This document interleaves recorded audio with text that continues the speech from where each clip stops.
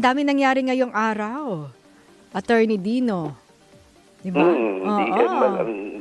ang ano diyan is tuloy-tuloy na naman ang drama, no? Puro na lang drama. Pwede bang ang pag-usapan sana naman natin ay totoong mga polisiya sa Senado, hindi yung puro panglalanse, yung puro palabas, yung puro pinaglalaruan ng ating mga emosyon, yung para bang ginagawa tayong mahina ang utak na kung ano-ano ang panggugulo na ginagawa. No? Una lang sa lahat, di ba? Gusto ko lang sabihin, yung bilang pa lamang, no?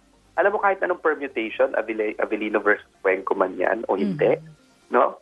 Ang malinaw, wala namang majority na tong si Alan Peter Cayetano.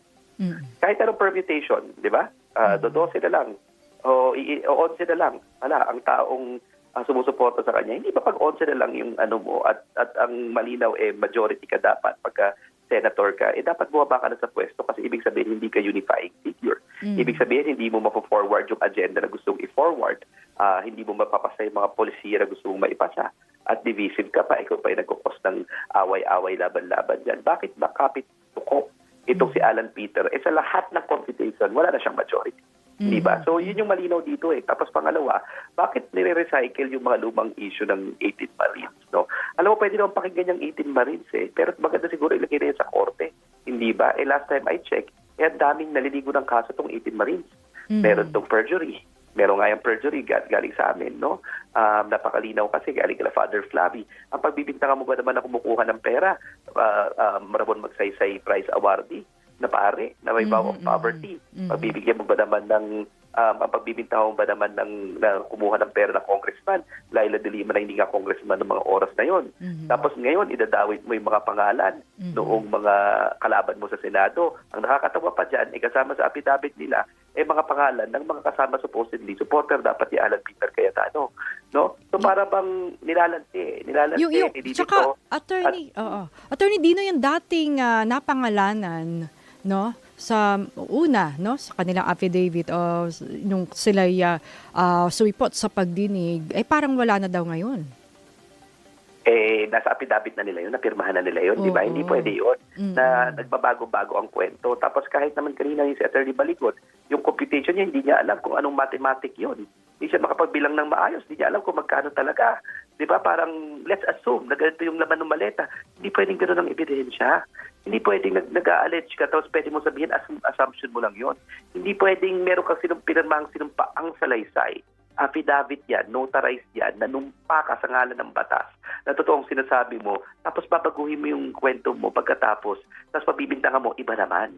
Hindi ganoon, sayang na naman ang pera ng taong bayan dito para pakinggan yung mga sinungaling at paglalanse. Ang totoong issue dito, tandaan natin yung pagnanakaw ng confidential funds. Yung mga issue rin ng flood control, kailangan pag-usapan yan, pero yung totoong credible witnesses, yung mga witnesses na galing sa DPWH, yung mga talagang sumama, hindi yung nag-deliver lang ng pera na hindi naman nila alam, sukuno, na hindi naman nila alam kung saan talaga nang galing dahil hindi naman sila kasama doon sa scheme.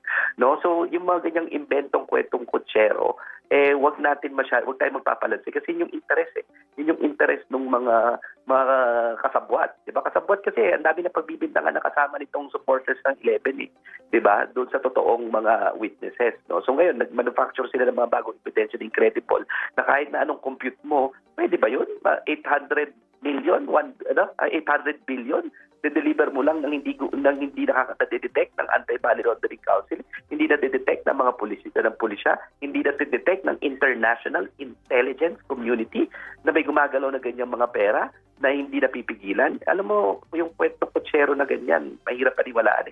Niwala pa siguro tayo kung 100 million ang pinag-uusapan, 1 billion na in cash, baka siguro may hirapan na yung i-produce kasi ilang tonelada na yan, ilang isang tonelada na ng pera yan.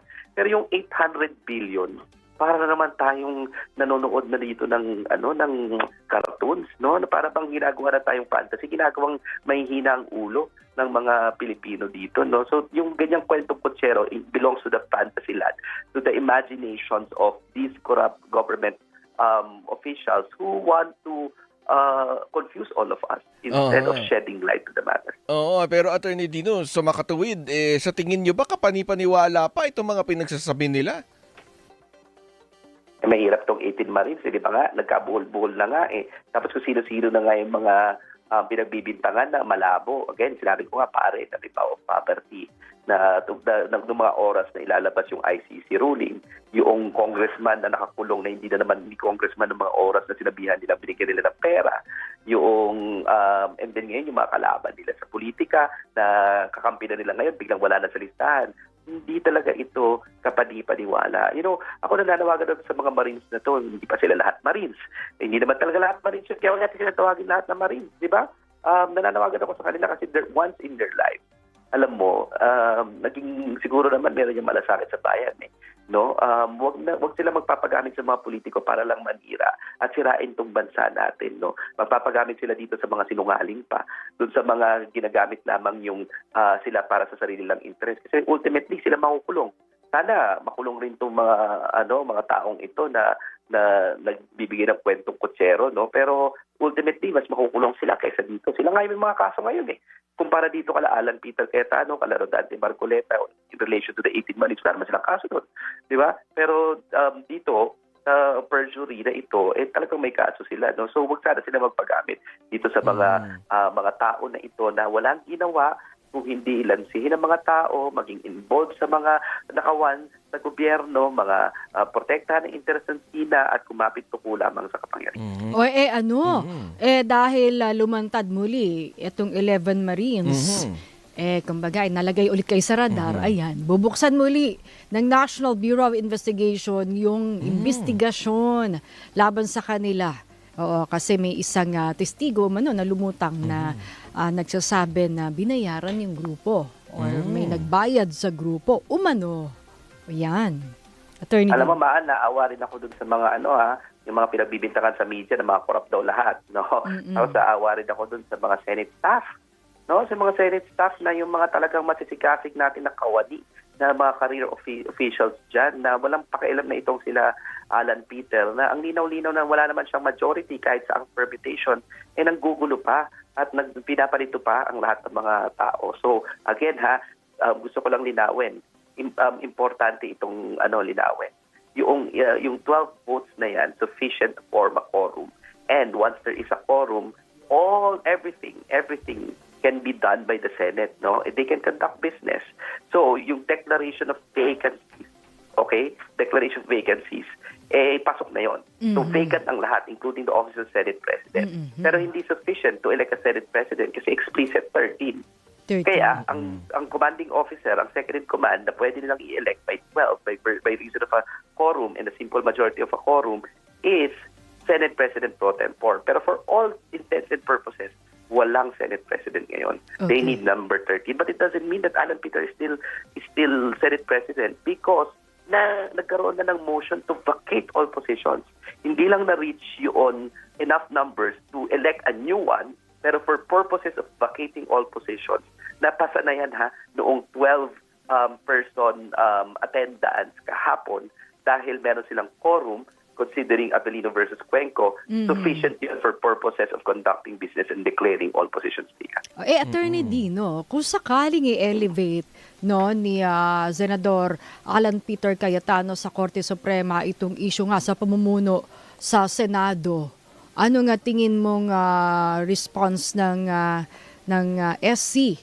Pwede bang ibasura ito? Mag-hands off ang SC? Maganda, no? That is the internal selection. Hindi naman pwedeng, hindi naman, ang pwede lang naman ang intervene ng SC is yung for purposes of answering a legal question, which is ano ba ang quorum? And the answer na yan sa Abelino versus Cuenco. Pag outside ka ng coercive jurisdiction, tira ba, ang sabi nila Rodante Marcoleta, di ba? Nung nag-walk out yung minority, pwede namin sila pa-aresto Tama? Ang tawag doon coercive jurisdiction. Ibig sabihin, yun ang gauge kung magkakaroon ng quorum. So, ibig sabihin, kung namatay yung siyam na senador, crash yung airplane, or yung, di ba, or 12 senador, di ba, yung 12 will be sufficient for purposes of a quorum kasi 7 na lang. Ang kailangan, ang suggestion ba, ang envision ba ng Constitution is pag namatay yung majority ng senador, hindi na sila makakapag-function, hindi ganoon. For purposes of quorum, at dineclare na yan sa Abelino versus Cuenco, ang main count is yung coercive jurisdiction. Ang tanong, pwede bang i-coerce ng sergeant at arms na papuntahin si Jinggoy Estrada sa Senado? Hindi. Kasi korte ang may kapangyarihan ngayon at nakakulong siya at kung walang permission ng korte, hindi makakalabas si Jinggoy. Sige, Dahil may Attorney kaso Dino, siya.